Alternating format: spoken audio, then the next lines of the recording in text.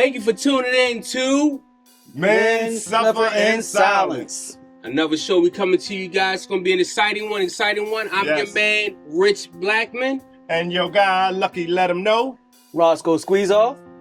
And today, we have our first caller on the phone today to talk a little bit about men suffering in silence. And we're going to say, how you doing, John? Welcome to the show. Welcome, John.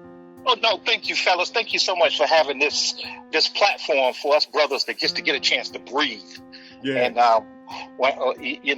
and just to go right in, man, I'm so excited because I just had a little experience a few minutes ago where I just felt that if I became vulnerable, I would lose out and become a weak man. Oh, please explain. Masculinity. Yeah, let's talk about it. John. Break it down for us. So through this experience, I was just like, wow. I started to open my mouth and just to say, listen, I just want to talk to you for a second. And the next thing I know, my significant other steal the thunder and take my voice away with emotions. And, sometimes we can never talk over their emotions because we will never win, with them crying. And I'm talking about the female gender, but we all love them dearly. And I think they're important to us. But sometimes we just need to be heard. And just from that experience of watching them go through the emotional piece, I too was emotional, but emotional internally, where I couldn't just get the words out of my mouth and say what was going on. And I initiated the conversation and I lost my way with my initiation. So it's this type of platform gives me an opportunity where I can just breathe. I'm seeking a little bit of guidance. So just to round about a bond with other men who suffer in silence to help us all out when we want to be vulnerable, but we feel like we're losing when we become vulnerable. Hey, John, can you delve into how she took the voice away from you? She took the voice away from me through her tears. She just said, well, if you would have did this or if you would have did that, this wouldn't have happened. Well, let me just tell you about my day. I know that when I walk in, you asked me how was my day. I said it was just fine because I don't want to put my struggles or my pain on you. I want a fresh start. And when she walk in, if I say or I don't say, how was your day? It's a problem. Or if I do say, how was your day? And she say, today Judy got on my nerve and it didn't go well. And you know what? Mike walked in and brought donuts for everybody in the office or something like that. But I never get a chance to go back and get my point where I'm trying to get to the point where I can elaborate on how something made me feel. And it could have been from 2 days ago when I'm ready to bring it up today and talk about it. Because the minute I say, well, you know what? It was just 2 days ago. Such and such happened, and all of a sudden the emotions come out, and I never get to tap on my topic of what happened from 2 days ago from my standpoint, because and I was about to be vulnerable and say, hey, listen, that really hurt my feelings the other day when you said I don't come in and help you cook and clean. When I come in and the first thing I do is go to the dishwasher and empty the dishwasher, or if it's dishes in the sink, I want to wash them. But I'm chastised for every little thing I do because it's not done in your order. And I thought from a biblical standpoint, they say you go by the man is the leader, and it doesn't mean that the woman is always the tail, as in she's so far behind that she can't catch up. But we should be like yoked together. If I'm washing dishes, you dry them. You dry the dishes, I'm washing them. Right. I mean, I just want to play that part, and just I feel in my heart that just being vulnerable today as a man, we're clearly seen as being weak. And, and I'm just looking for different outlets and different things to combat that, so that we as men can still be favorable in the eyes of our women. So, John, you've heard the term, oh, you the man. You've heard that before. Not only have I heard you the man, I heard I'm pink and you're blue. And I'm like, what does that mean? Yeah, I'm pink and you're blue. So come on now. I'm like, you know what? Just because you can, you're not the only one to cook. If I cook 80% of the time, does that make me more feminine because I'm the cook? Because, you know, traditionally or back in the day, the women were the domesticated ones, the men did the things on the outside. But socially, things have changed. You know what I mean? A lot of us as men, we love to get in there and be the chef. Right. You know, when it comes probably from working the grill to now working the stove. You know what I mean? Right. Because we want to throw our little special sauces and flip the pancakes a certain kind of way, and we're having fun, and really just it's an outlet for me as a man, and hopefully I'm speaking for quite a few others, that when we can, because it gives us the opportunity to provide. We provide a meal because we're the one that's preparing it. That means that we had to buy it. Right. Pink and blue, but it means that we're sharing in this relationship. And you know, one of the things I learned in just being vulnerable as a man, I've been watching a lot of plays called in my household from her side. I mean, when I say plays called, meaning she shared something and she's getting advice from others who really don't know the whole story. Right. And I see that as being a big problem, because I was like, well, did you tell him you did this? But I can't even finish getting the words out my mouth because I'm shut down. So how can I be vulnerable? So, John, you saying that she shares the other people's insight in your relationship with you? She shared the outcome of what they said, not what she shared with them. The whole truth. Right. The whole truth, yeah. Right. Right. It was very fragmented, you know? Right. John, a lot of the subjects that you touched on, brother, that's what we've been talking about here, man. And it's so much to unpack that we just try to break it down in just different topics and all. And I feel you, brother. We all feel you. Definitely. We stand with you with that. It's definitely a struggle, and the way your pocket's down, you know, it's your wife or your significant other. So as we were stating earlier, that, you know, we as men, we looking for future. We're looking for the long term. So we're willing to put stuff in our pockets and do this and, you know, not be vulnerable, just to protect ourselves and the integrity of the relationship. Absolutely. And, you know, and it's kind of crazy, John, because, you know, I was listening to what you were saying, and things have changed a whole lot from what it used to be. You know, when we used to see our grandparents, the way that they, you know, governed in the household and things of that sort, where, you know, it's kind of like they let the man lead.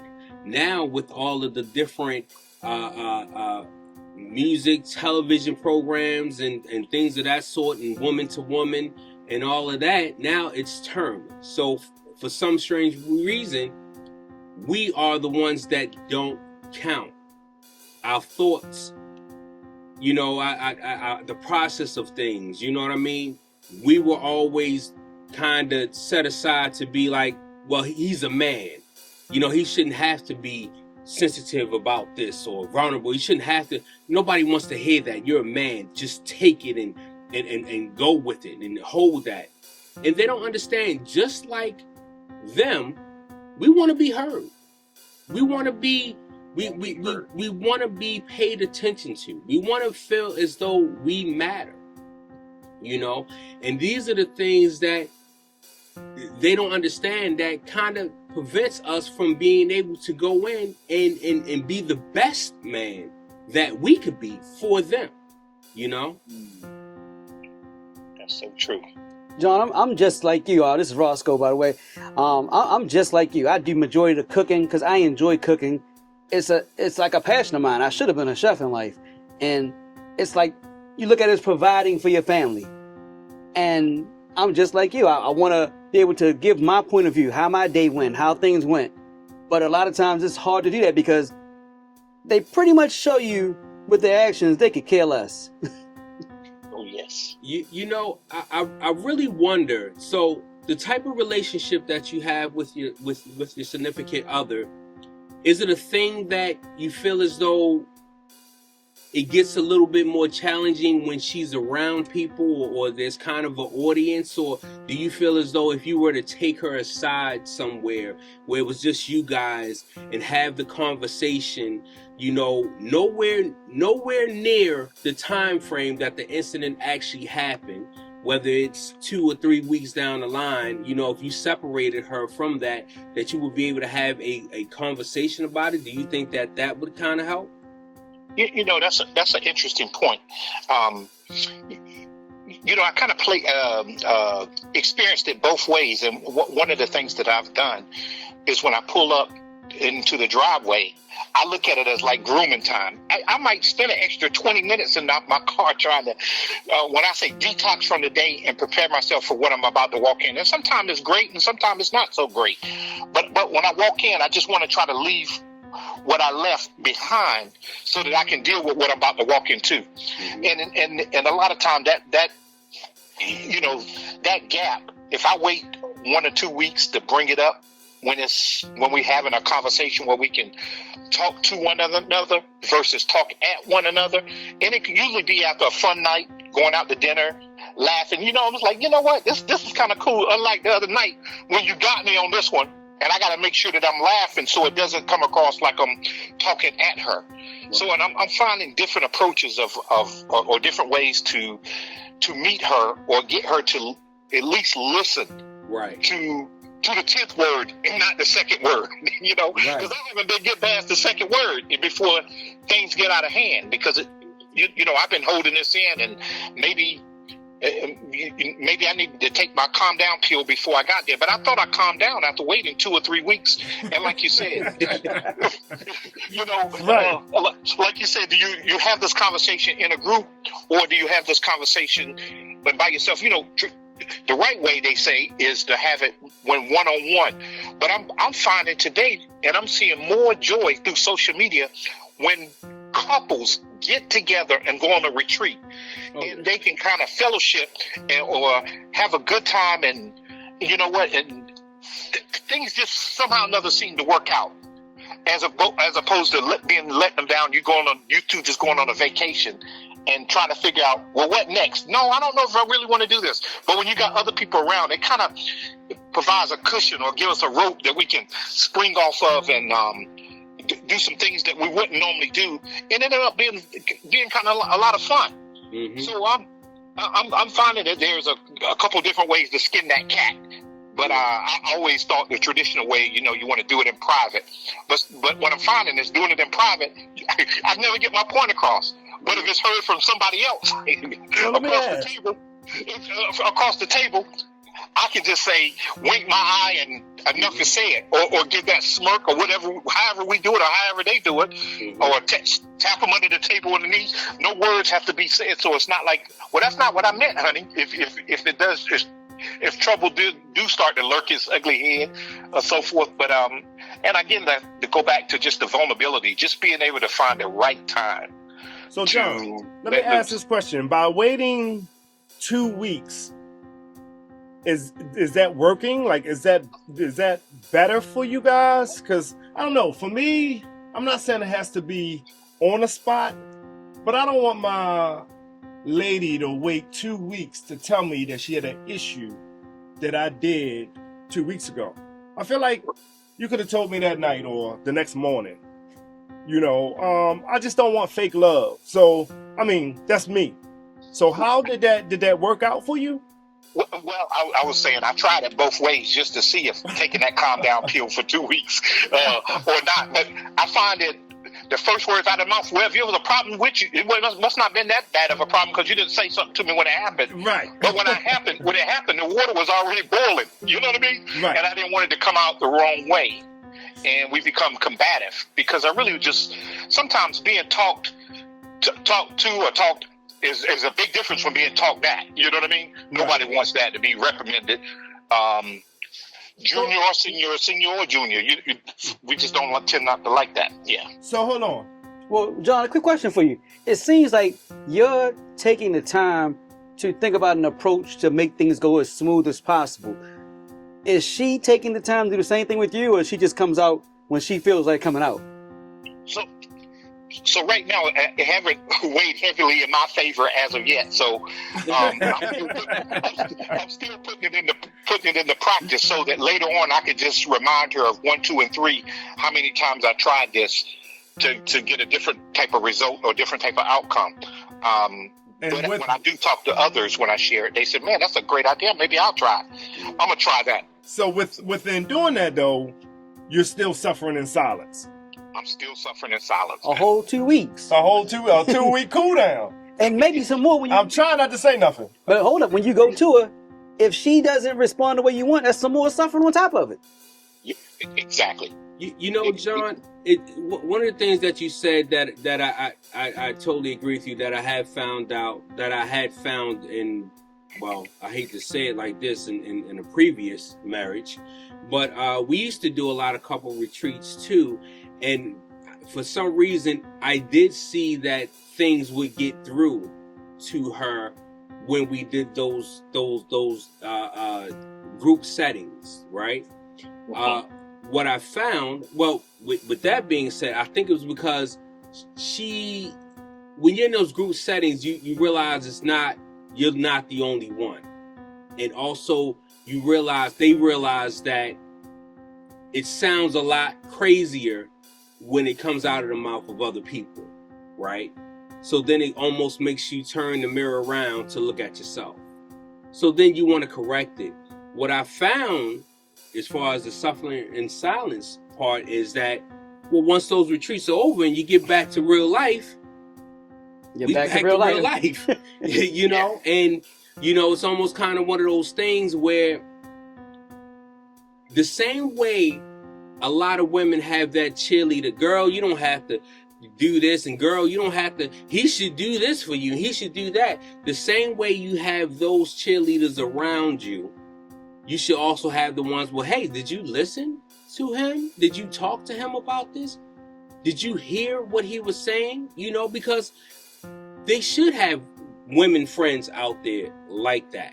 You know what I mean? But a lot of women choose to have the type of women around that are going to be their evil-sided cheerleader. The reality show women. Right. They got to have that in the arsenal, because you better believe that everything that's happening in your house is being consulted with other women, and they're doing this weird group setting where they're sitting around the table. Oh, you should hang him, girl. He shouldn't do this. He shouldn't. Why did he do this? Why he not worried? Yeah, he not worried about you. Let your man do what? Right.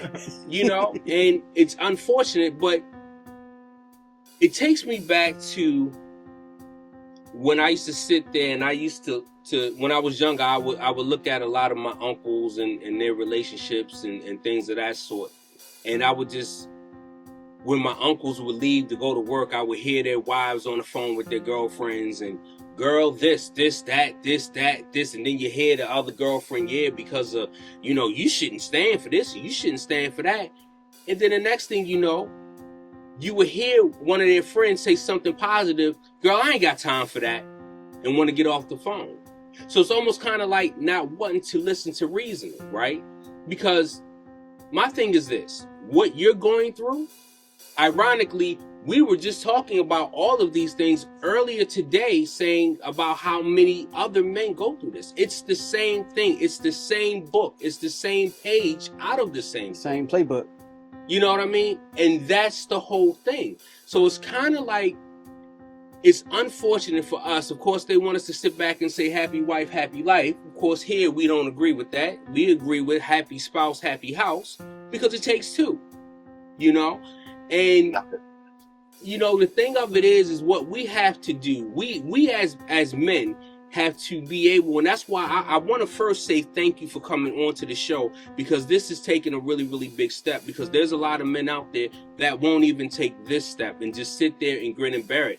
But see, this is how we'll get through, right? To know that other men are going through the same things that we're going through, feeling the same way that we're feeling the same pain. And we have to get together and be able to be vulnerable enough to sit there and talk about it and trust each other with that to say, hey, you know what? I may not be able to do anything directly right now about the situation, but my brother, it feels good to talk to other brothers that I know are going through it, because that brings me some kind of relief. And that's really what it's all about. That's how we're going to get through it, because unfortunately, some things may never change.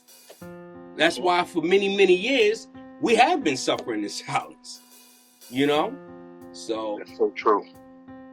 You know, I just want to say one other little thing that you just said, just to elaborate on something that you said.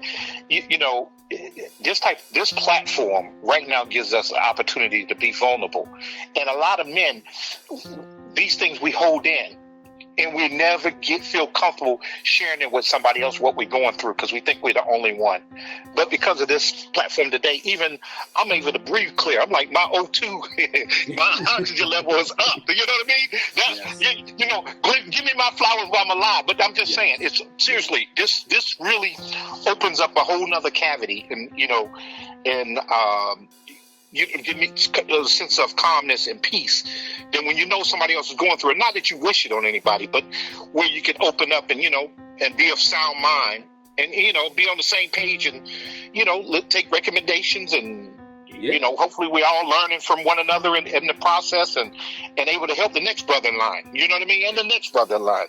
So, and that's what we're here for, John. That's what this whole platform is built based on. And what we're building here, because hey, we may not be able to change the world, but we could damn sure talk about it, right? That's right, one person at a time. You know what I mean? And John, I got a hidden agenda, like, as I've told to my co-host here, is I'm hoping it helps us as men, but I'm hoping as we launch this show that women watch too and they understand they could be better. They play a part in this. And they can make the relationship better. They understand that we feel a certain way instead of saying they just demand. They supposed to deal with it. Right. Mm-hmm. That's so true. Yeah, so that's so true.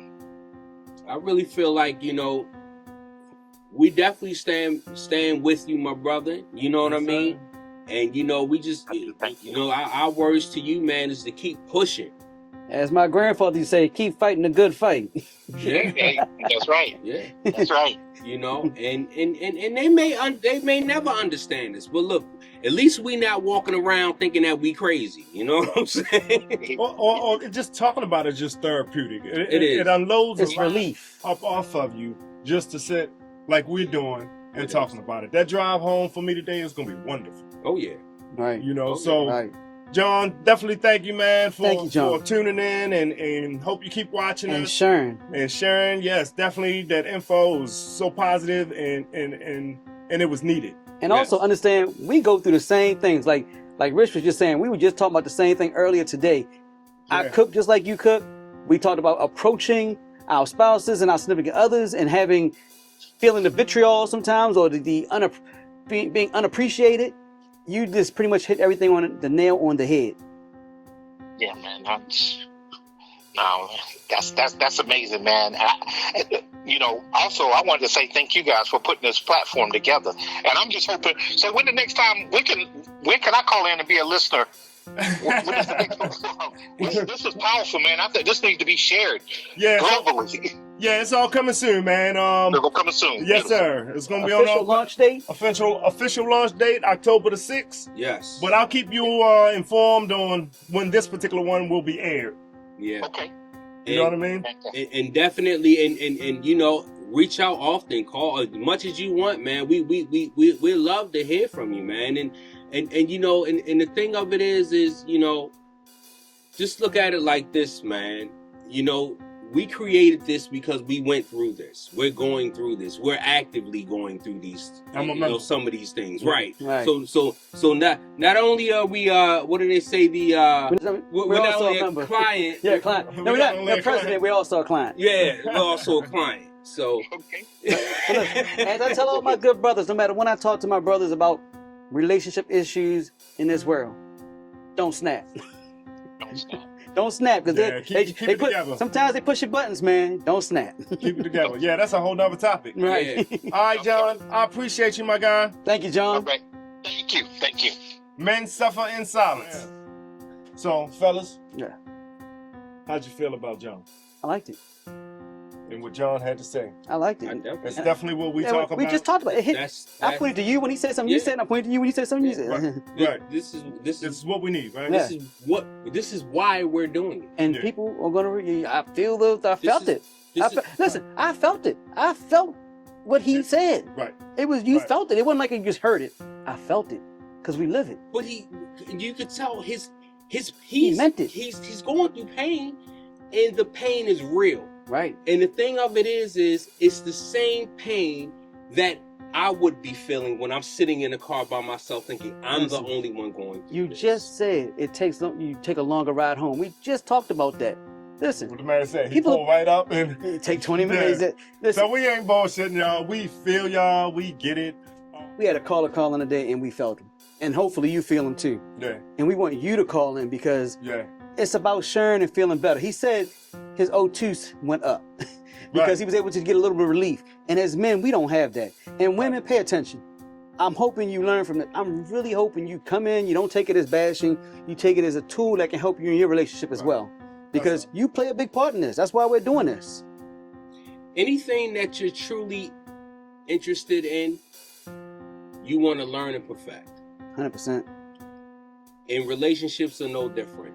Just like, and I say this for men and women, right? Just like you want someone to always think about you and think about your wants and your needs, we're the same way.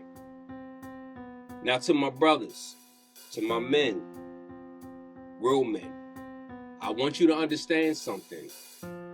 Again, this platform was created by us, for us. And when I say that, is to get out there for everyone to understand you're not in it alone. You're not in it alone. You know, you don't have to always feel like you're alone, right? When we started this podcast, it was simply because these brothers right here had a conversation. Standing outside, just talking. Just talking. Right. Having a conversation. Like you two? Really? Right. And realize that we were going through or have gone through similar situations. So what they say, the game doesn't change, it's the name of the players. Yeah, exactly. And that's all it was. And that's what made us realize that, oh wow, so when I'm sitting in that car by myself, circling the block and thinking to myself I'm the only one going through it, I'm not. This brother's going through it too. And he's probably on the next block.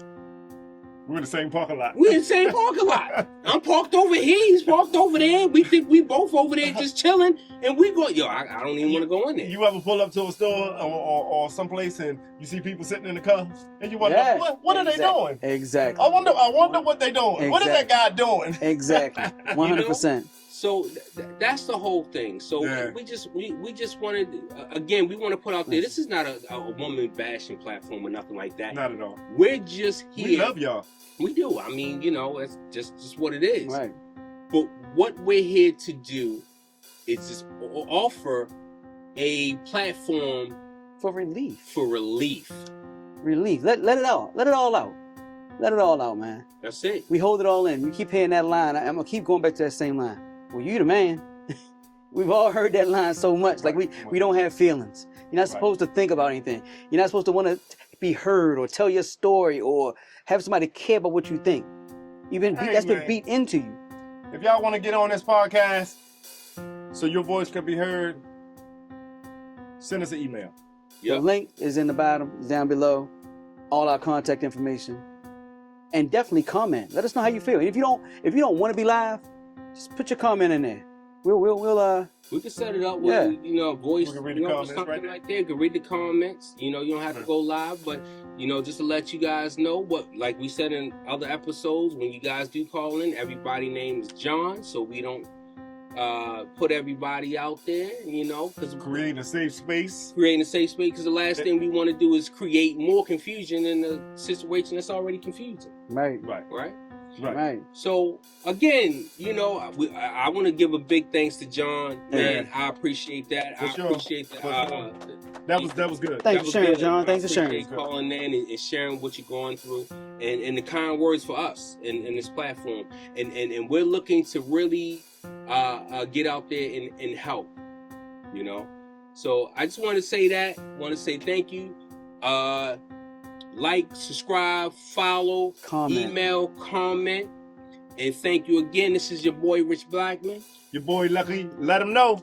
Rosco Squeezoff, and we are Men That Suffer in Silence. Peace. Peace.